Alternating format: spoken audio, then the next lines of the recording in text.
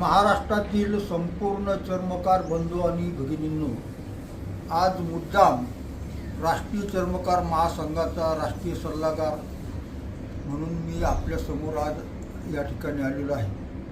नुकतंच 4-5 दिवसापूर्वी राष्ट्रीय चर्मकार महासंघाचे राष्ट्रीय अध्यक्ष माननीय बबनराव घोलप साहेब यांनी शिवसेनेतून पक्षप्रवेश केला आणि उद्धव बाळासाहेब ठाकरे यांच्याकडं न राहता एकनाथ शिंदेकडे जाणं पसंत केलं आणि त्यानंतर समाजातून व इतर काही वर्गाकडून बबनराव घोलप यांच्याबद्दल ज्या कॉमेंट्स आलेले आहेत त्याचं अतिशय वाईट आणि दुःख वाटतं आहे.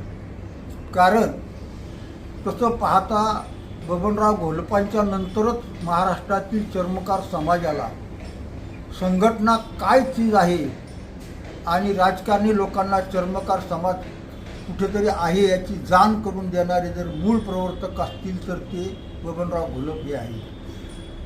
आज 52 वर्ष त्यांनी शिवसेनेत काम केलं, शाखा प्रमुखापासून तर सामाजिक न्याय मंत्र्यापर्यंत काम केलं. पण असं का घडलं त्याच्या मागच्या कारणांची मीमांसा कोणीच करत नाही, फक्त नाव ठेवण्याची कामं तेवढे करतात. याचं वाईट वाटतं आहे. आपल्याला कल्पना असेल ज्यावेळेला उद्धव साहेबांचं सरकार पडलं गेलं त्यावेळेला शिर्डीमध्ये जो दौरा झाला आदित्य ठाकरे साहेबांचा, त्याच्यामध्ये हात उंचावून बबनराव घोलप हे शिर्डी मतदारसंघाचे लोकसभेचे उमेदवार म्हणून त्या ठिकाणी ठणकावून सांगण्यात आलं. त्याच्यानंतर सेना प्रमुखांनी त्या ठिकाणी अशा प्रकारचा एक आदेश काढला की बबनराव घोलप यांना संपर्क प्रमुख पद शिर्डीचं त्या ठिकाणी दिलं. त्याच्यानंतर अचानक काही काळाने कुठल्या प्रकारे काय हालचाली घडल्या, कोणी घडवल्या याची इत्यभूत सगळ्यालाच माहिती नसेल, पण कोणीतरी घडवल्या असल्यामुळंच हे घडलं गेलं की त्या ठिकाणी शिर्डी लोकसभा मतदारसंघात जे लोकसभेचे उमेदवार बबनराव घोलप यांच्या नावाचा उल्लेख केलेला होता त्यांचं नाव त्या ठिकाणी कट करून त्या ठिकाणी भाऊसाहेब वागचौरे यांचं नाव देण्यात आलं. या 2 उमेदवारांमध्ये सामाजिक दृष्टिकोनातून मोठा फरक आहे. कारण संपूर्ण चर्मकार समाज महाराष्ट्रातील हा बबनराव घोलपांच्या मागं आहे. भाऊसाहेब वागचौरे फक्त शिर्डी मतदारसंघापुरते मर्यादित आहेत, हे लोकांनी लक्षात घेतलं पाहिजे.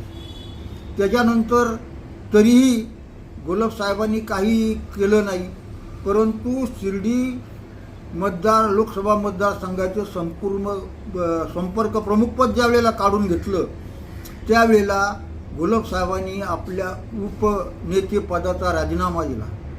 राजीनामा दिल्यानंतर कमीत कमी शिवसेना पक्षप्रमुख जे आहेत किंवा राऊत साहेब आहेत त्यांनी या बाबतीत लक्ष देऊन का राजीनामा दिला, त्याच्या मागचे काय वेदना आहेत, काय दुःख आहे, काय आहे हे त्याची विचारणा करायला पाहिजे होती. परंतु ती कुठल्याच प्रकारची त्याची दखल घेतली गेली नाही. आणि त्यामुळं माझ्या समाजाला काहीतरी देण्यासाठी मला काहीतरी अधिकार असावेत, कुठंतरी गेलं पाहिजे, काहीतरी केलं पाहिजे, अशा प्रकारची भूमिका घेणं हा साहजिक. घोलप साहेबांच्या जागेवर कुणीही नेता असला तरी तो विचार करणारच. एवढ्या दिवस संघटना चालवली, समाजाला एकत्रित केलं. राजकीय संघटना जरी असली तरी आम्ही शिवसेनेचं सरकार होतं त्यावेळेला त्यांना कायमस्वरूपी पाठिंबा देत आलो. आमच्या संघटनेत अनेक पक्षाचे लोक आहेत, त्यांचंही प्रेम घोलप साहेबावर आहे. हे सर्वांना ज्ञात असून देखील अशा प्रकारे त्यांची अवहेलना करणं हे खरोखर त्या ठिकाणी उचित झालं नाही. आणि मग सगळ्यांचा विचार करून अशा प्रकारची समाजाची अवहेलना झालेली आहे असं लक्षात आल्यानंतर जर घोलप साहेबांनी मनातून असा विचार केला असेल का आता काय म्हणून आपण या ठिकाणी राहायचं का ज्या ठिकाणी आपल्या दुःखाची जाण कुणाला शिल्लक राहिली नाही, मग कुठंतरी समाजासाठी हातपाय हलवले पाहिजेत, या दृष्टिकोनातून घोलप साहेबांनी नुकताच त्या ठिकाणी एकनाथ शिंदे यांच्या शिवसेनेमध्ये प्रवेश केलेला आहे.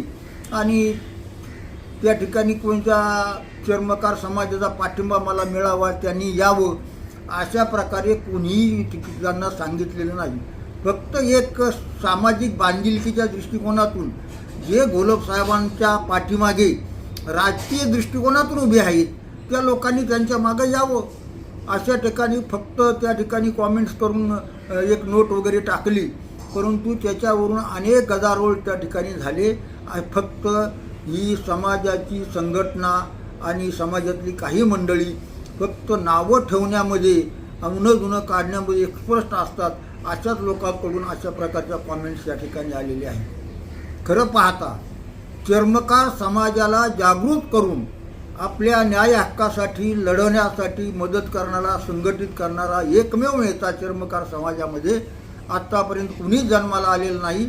आत्ता जेवढ्या काही संघटना मोठ्या मोठ्या जे भारतीय त्या ठिकाणी सांगतायत, आम्ही भारतीय आहोत अशा प्रकारे वल्गना करता आहोत, राष्ट्रीय आहोत अशा वल्गना करतायत, आम्ही ऐक्य परिषदेचे आहोत अशा वल्गना करतायत, यांना देखील कारणीभूत घोलप साहेबांनी जी राष्ट्रीय चर्मकार महासंघ स्थापन केला त्यामधूनच दुखवलेली लोक जी बाजूला झाली आणि त्यांनी संघटना काढलेल्या आहेत. त्यामुळे त्याच्याबद्दल आम्हाला अजिबात वाईट वाटत, मला तरी वाईट वाटत नाही. घोलप साहेबांनी घेतलेला निर्णय त्यांच्या राजकीय दृष्टिकोनातून निश्चित स्वरूपानं तो बरोबरच आहे असं मुद्दाम या ठिकाणी मला नमूद करायचं आहे. जय हिंद, जय महाराष्ट्र, जय रविदास, जय भीम. एक नंबर.